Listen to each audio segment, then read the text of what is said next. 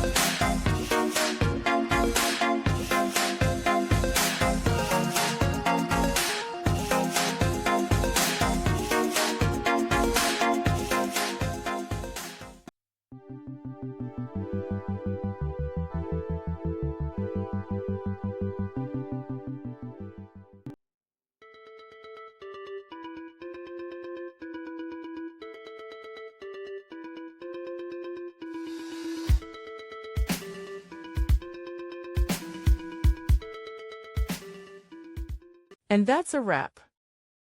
I hope you found the answer you were looking for.